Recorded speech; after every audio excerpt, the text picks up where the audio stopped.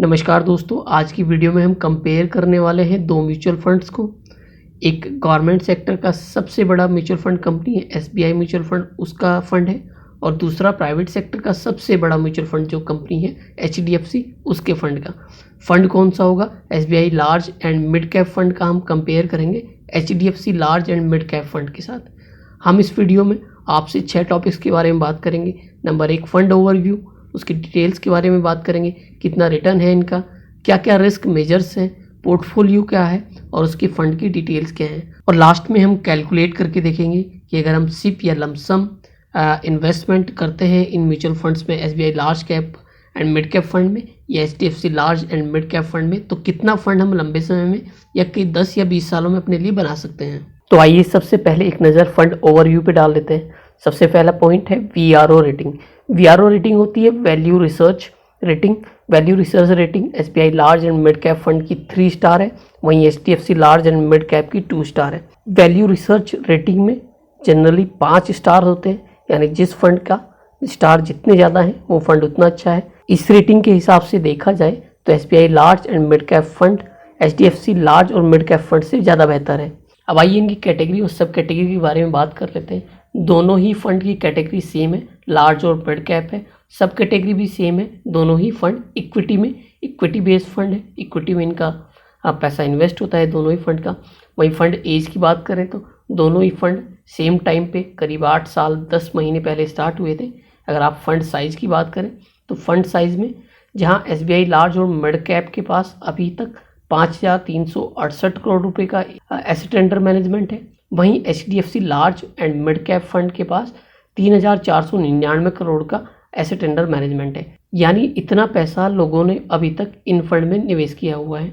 अब आइए एक नज़र इनके रिटर्न पैरामीटर्स पे भी देख लेते हैं कि दोनों ही फंड ने सेम टाइम फ्रेम में कितना रिटर्न दिया है।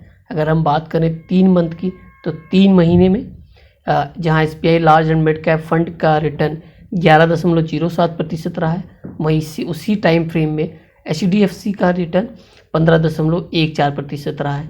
6 महीने की बात करें तो 6 महीने में एसबीआई का 26.18%, वहीं एचडीएफसी का 29.84% रहा है। पिछले 1 साल की बात करें तो पिछले 1 साल में भी एसबीआई का 59.53% रहा है, वहीं एचडीएफसी का 69.3% रहा है। वहीं अगर हम पिछले 3 साल की बात करें तो 3 साल में एसबीआई का रिटर्न रहा है 23.11%, वहीं एचडीएफसी का रिटर्न भी लगभग 23.06% रहा है। वहीं पिछले 5 सालों में एसबीआई का 19.53% रहा है, वहीं HDFC large and mid cap fund का 17.79% रहा है। अगर हम बात करें जब से ये फंड स्टार्ट हुआ है तब से लेकर आज तक एसबीआई का 18.37% रहा है, वहीं एचडीएफसी का 13.2% रहा है। तो अगर हम रिटर्न की वाइज कंपेयर करें तो आप देखेंगे कि लंबे समय में SBI large cap and mid cap fund ने अच्छा परफॉर्मेंस दिया है रिटर्न वाइज, वहीं HDFC large and mid cap fund ने शॉर्ट टर्म में यानी 3 मंथ, 3 महीने, 6 महीने और 1 साल में ज़्यादा अच्छा रिटर्न दिया है एसबीआई के मुकाबले। अब आइए एक नज़र हम इसके रिस्क मेजर्स पे डाल देते हैं। रिस्क मेजर्स इन दोनों में क्या क्या डिफरेंस है, किसका ज़्यादा अच्छा है। सबसे पहले आता है स्टैंडर्ड डेविएशन। स्टैंडर्ड डेविएशन का मतलब ये होता है कि फंड ने अपने पास्ट के मुकाबले इस समय फंड कितना मूव ऊपर की तरफ कितना बढ़ रहा है या नीचे की तरफ कितनी तेज़ी से जा रहा है, यानी वॉलेटिलिटी चेक होती है स्टैंडर्ड डेविएशन में। तो इसमें जिस फंड की वॉलेटिलिटी जितनी कम होगी वो फंड उतना अच्छा होगा। इस पैरामीटर पे SBI large and mid cap fund HDFC large और मिड कैप फंड से आगे निकल जाता है। नेक्स्ट है शार्प मेजर। शार्प मेजर के मतलब होता है कि जिस फंड ने क्या रिस्क लेके कितना फंड उसके लिए एक्स्ट्रा रिटर्न जो जनरेट किया है उस पर कितना रिस्क लिया था। इसमें जो जितना वैल्यू होती है जिस फंड की ज़्यादा होती है वो उतना बेटर होता है। यहाँ भी अगर आप देखें तो एसबीआई लार्ज और मिड कैप फंड का 0.83 है, वहीं एचडीएफसी का 0.8 है। तो इस पैरामीटर पे एसबीआई लार्ज और mid cap fund HDFC large और मिड कैप फंड से बेहतर साबित होता है। नेक्स्ट है बीटा मेजर। बीटा मेजर में हम ये देखने की कोशिश करते हैं बेंचमार्क के मुकाबले इन फंड्स का जो रिस्क लेने की कैपेसिटी है या रिस्क ज़्यादा है या कम है। अगर बीटा की वैल्यू 1 से कम होती है तो बेंचमार्क के मुकाबले कम रिस्क है, और बीटा की वैल्यू 1 से ज़्यादा होती है तो बेंचमार्क के मुकाबले इन फंड में रिस्क ज़्यादा है। तो इस कंडीशन में भी हम SBI लार्ज और मिड कैप फंड को HDFC लार्ज और मिड कैप फंड से बेहतर पाते हैं, क्योंकि SBI large and mid cap fund का बीटा 1.03 है, वहीं HDFC का 1.06 है। नेक्स्ट पे आता है शॉर्टिनो मेजर। शॉर्टिनो मेजर का मतलब होता है जब फंड डाउन साइड की तरफ होता है तो कितनी तेज़ी से वो डाउन साइड, मतलब कितनी तेज़ी से वो नेगेटिव रिटर्न दे रहा होता है। इसका मायने में जितना ज़्यादा फंड का शॉर्टिना होगा, वैल्यू जितनी ज़्यादा होगा, वो फंड उतना अच्छा होगा। इस मेज़र में HDFC लार्ज और मिड कैप फंड का SBI लार्ज और मिड कैप फंड से ज़्यादा अच्छा परफॉर्मेंस है, क्योंकि शॉर्टिना उसका ज़्यादा है 0.93, वहीं SBI का है 0.82। अल्फ़ा मेज़र की बात करें तो अल्फ़ा मेज़र का मायना ये होता है कि एक तरीके से जो बेंचमार्क होता है, उस बेंचमार्क के मुकाबले इस फंड की रिटर्न जनरेट करने की कितनी कैपेसिटी है या कितना अच्छा रिटर्न बेंचमार्क के मुकाबले ज़्यादा होगा। तो जितनी ज़्यादा वैल्यू होगी वो फंड उतना अच्छा होगा। यहाँ पर SBI का 0.64 है और HDFC का माइनस में 0.17% है। तो SBI लार्ज और मिड कैप फंड यहाँ भी HDFC लार्ज और मिड कैप फंड से बहुत अच्छा साबित हो रहा है। अब आइए एक नज़र इन दोनों फंड के पोर्टफोलियो के ऊपर भी डाल लेते हैं।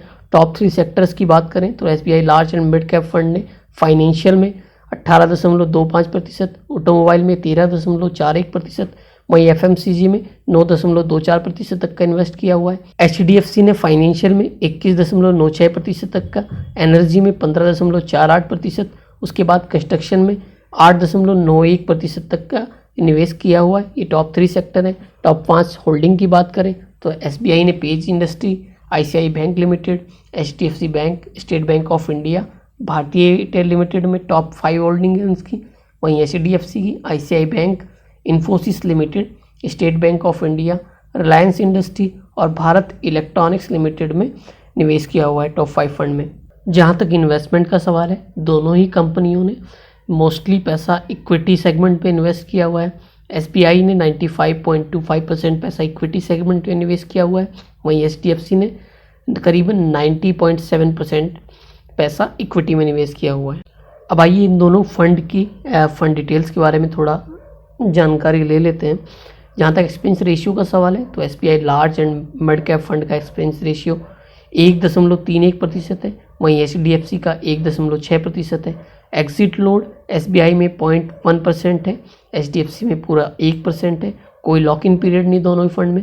बेंचमार्क इंडेक्स दोनों का सेम है, Nifty large mid cap 250 try, Nifty large mid cap 250 try. Minimum investment की बात करें तो SBI लार्ज और मिड कैप फंड में आप सिर्फ 100 रुपये से स्टार्ट कर सकते हैं और लमसम को आप मिनिमम 5,000 रुपये से स्टार्ट करना होगा। वहीं HDFC में सिप के लिए मिनिमम 300 रुपये और लमसम के लिए 5,000 रुपये है। इन्वेस्टमेंट हॉरिजन की बात करें तो दोनों ही फंड गुड है लॉन्ग टर्म के लिए। दोस्तों, मैंने आपको हमेशा ये बताया है कि म्यूचुअल फंड का रिटर्न सेम नहीं रहता। हो सकता है लंबे समय में भी हमें कोई ज़्यादा अच्छा रिटर्न देखने को ना मिले, हो सकता है आपको म्यूचुअल फंड से आपको शानदार रिटर्न देखने को मिल जाए। तो इसके लिए आपको हमेशा म्यूचुअल फंड लेते समय ध्यान देना चाहिए कि जो म्यूचुअल फंड आप ले रहे हैं वो कैसा है, लंबे समय में क्या वो अच्छी रिटर्न दे सकता है या नहीं। अब हम कैलकुलेट करके देखते हैं कि सिप और लमसम में हम कितना फंड अपने लिए बना सकते हैं। अब आइए एक बार हम 1,000 रुपये पे कैलकुलेट करके देख लेते हैं। अगर रिटर्न 15% रहता है तो 10 सालों में हम जो टोटल वैल्यू होगी हमारी होगी 2,78,657 रुपये। वहीं अगर हम 15 सालों तक ये इन्वेस्टमेंट बनाए रखते हैं तो हम 6,76,863 रुपये तक बना सकते हैं। वहीं अगर हम 20 सालों तक ये रिटर्न बना के रखते हैं तो इसके लिए हमें जो टोटल वैल्यू मिलेगी वो मिलेगी पूरे 15,15,955 रुपये। वहीं 30 सालों में जो फंड वैल्यू हमारी बढ़कर हो जाएगी वो हो जाएगी पूरे 70,09,821 रुपये। रिटर्न 15% है, मंथली इन्वेस्टमेंट 1,000 है। अब मान के चलते हैं हम अपने जो रिटर्न है हमें हमारी 15% ना रहकर 20% हो जाती है। तो इस कंडीशन में भी हम 10 सालों में 3,82,664 रुपये बना सकते हैं। वहीं 20 सालों में अगर हम 20 सालों की बात करें तो 20 सालों में ये जो रिटर्न होगी वो होगी पूरे 31,61,489 रुपये। वहीं 30 सालों में हम जो रिटर्न बना सकते हैं वो बनाते हैं पूरे 2,33,60,810 रुपये। दोस्तों, ये जो रिटर्न थी ये रिटर्न थी 20%। अब मान के चलते हैं कि हमारी रिटर्न हो जाती है 25%, तो 10 सालों में हम 5,32,805 रुपये बना सकते हैं। वहीं 20 सालों में हम अपने लिए पूरे 68,59,095 रुपये बना सकते हैं। वहीं 30 सालों की बात करें तो इस कंडीशन में भी हम 8,19,74,715 रुपये अपने लिए बना सकते हैं। ये कंडीशन कब थी? मंथली इन्वेस्टमेंट हमारी 1000 थी, रिटर्न हमारा पूरे 30 सालों तक 25% रहता है। अब दोस्तों बहुत सारे म्यूचुअल फंड ऐसे भी हैं जिन्होंने अपने निवेशकों को 30% तक का रिटर्न निवेश पे दिया है। तो इस कंडीशन में अगर हम 10 साल तक इन्वेस्ट करते हैं और रिटर्न 30 साल रहता है, मंथली इन्वेस्टमेंट 1000 है, तो हम 7,52,684 रुपये बना सकते हैं। वहीं 20 सालों में हम अपने लिए पूरे 1,53,23,257 रुपये बना सकते हैं।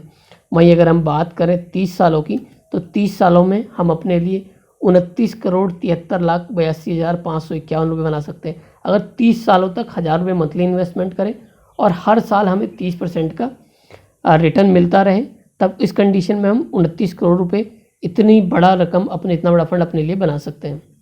तो ये तो था दोस्तों सिप की कैलकुलेशन थी। अब हम लमसम करके कैलकुलेट करके देखते हैं। तो आइए दोस्तों, अब हम 50,000 रुपये लमसम पे कैलकुलेट करके देखेंगे। रिटर्न हमारा 15% है। 10 सालों में हम 50,000 का 15% रिटर्न के हिसाब से टोटल वैल्यू जो होगी वो होगी पूरे 2,02,278 रुपये। वहीं अगर हम ऐसा 20 सालों तक करते हैं तो इस कंडीशन में हम 8,18,327 रुपये बना सकते हैं। वहीं 30 सालों में 50,000 रुपये लमसम इन्वेस्ट करके 15% रिटर्न रहती है, तो पूरे 33,10,589 रुपये बना सकते हैं।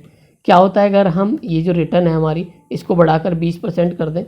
20% करने पर 10 सालों में आप अपने लिए बना सकते हैं पूरे 3,09,587 रुपये।